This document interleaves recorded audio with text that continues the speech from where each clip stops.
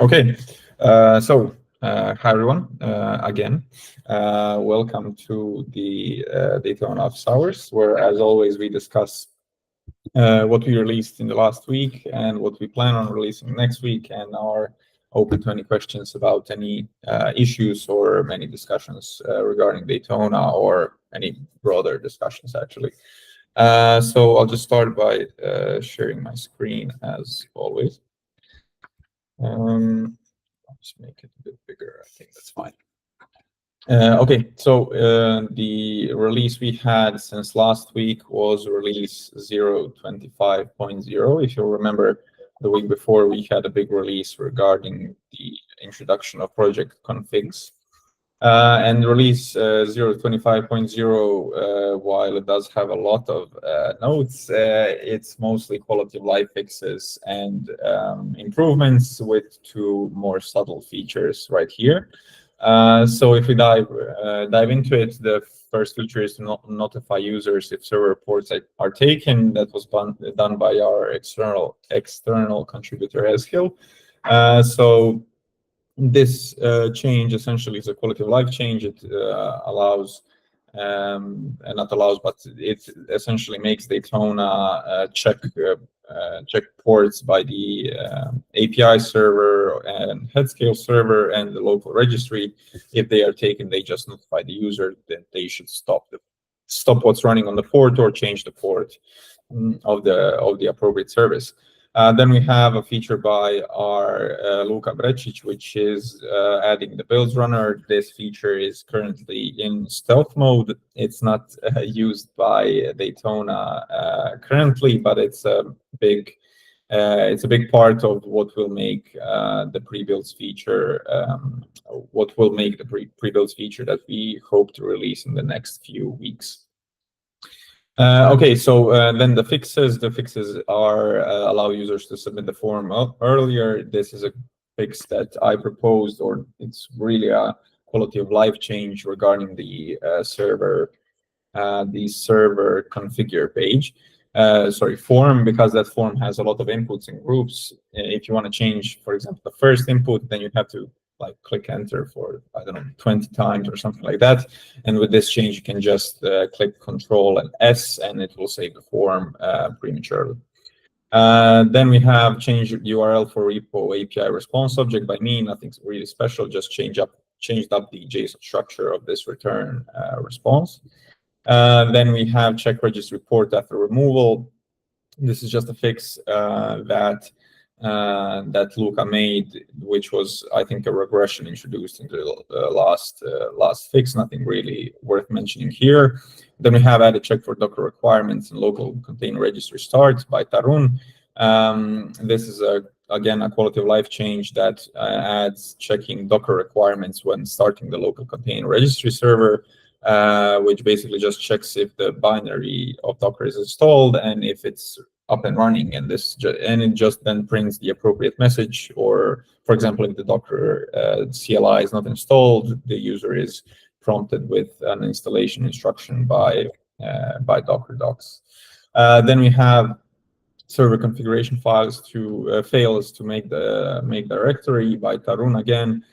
This is a change that is again regarding just the server configuration. So before, when you changed a property that is a directory, for example, I don't know, log file path or providers directory, we would automatically try to create a directory while changing the server config. And the let's say side effect of that, it was that we created directories on the host on the CLI machine. But if you use remote profiles, that's not correct. We should create a directory on the host machine of the server. So this just fixes that bug. Then we have remove fatal error on project config select. This was, I think, on the last office hours. I noticed this when you click Ctrl+C on your keyboard while on some project config views, it would error instead of just exiting. Then we have the Daytona Creation Logs and Daytona.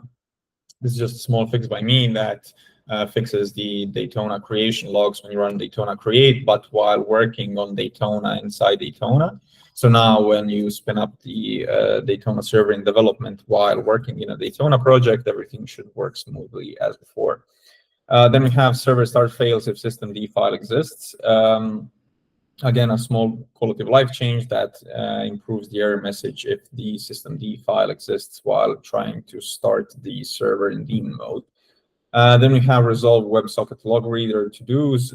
Again, minor change that introduced some trace logs into the WebSocket log reader.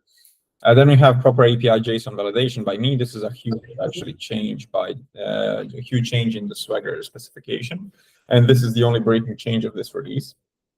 Apologies.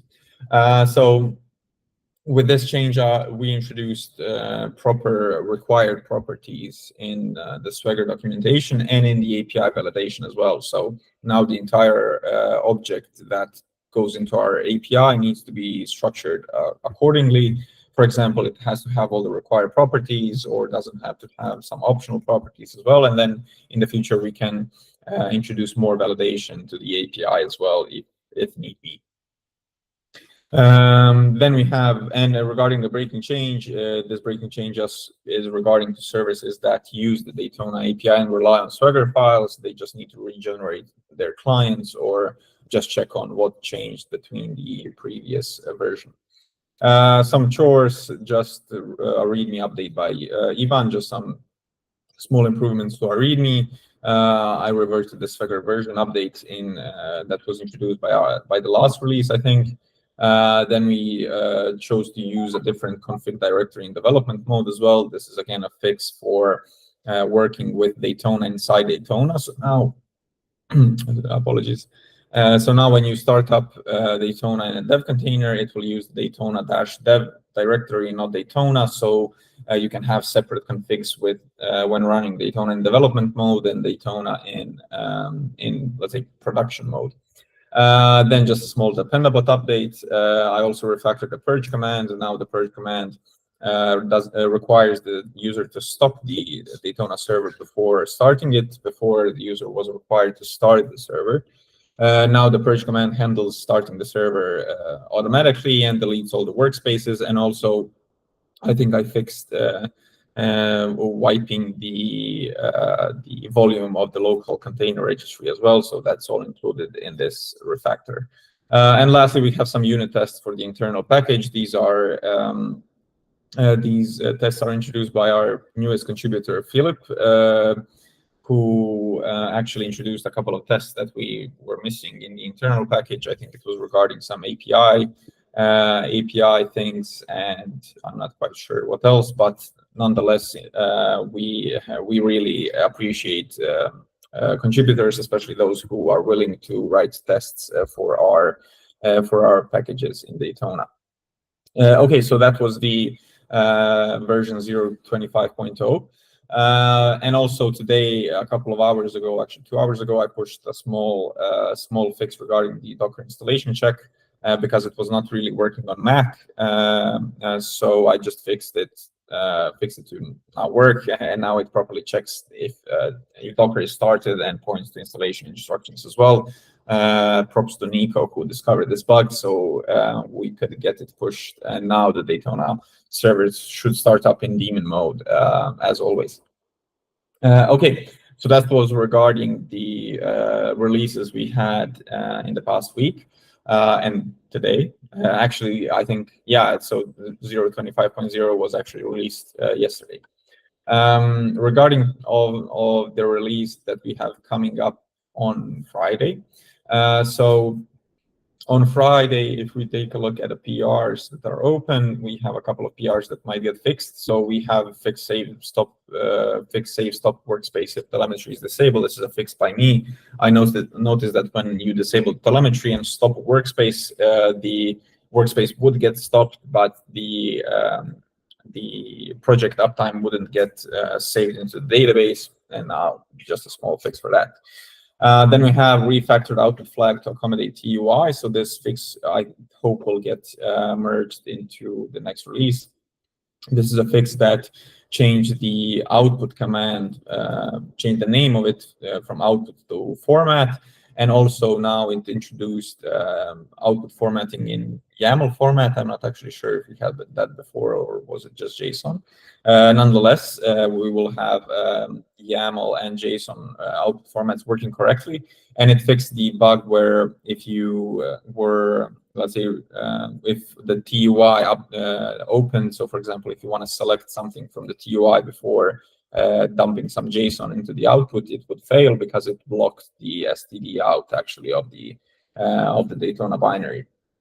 And then we have something big actually cooking up by Ivan Dagelic. So this is a feature that we hope will get released, and not quite sure on Friday, but hopefully on the release next Friday or maybe on Tuesday. This is a big PR that introduces pre-builds into Daytona. So now users will be able to configure pre-builds and then have pre-built images or dev containers waiting for them when they start working, and then users can skip the tedious build process when starting up workspaces. Then we have again a big PR that's regarding to the supporting multiple identities for Git provider tokens. So this was an issue opened by one external contributor that said that it would be great if Daytona can support multiple identities for the same Git provider. So, for example, if you have multiple accounts for GitHub, you could now Daytona should support multiple accounts, and this feature will support that feature. So hopefully we get that merged in the next few releases. Then regarding some of the stuff that that are close to finishing, so this fix right here, which is kind of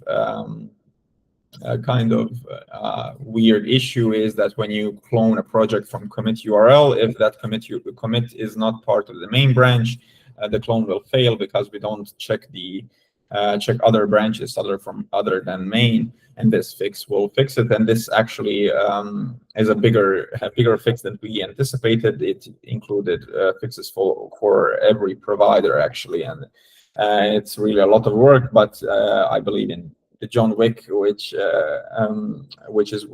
working on this PR, and hopefully we will get that merged very soon.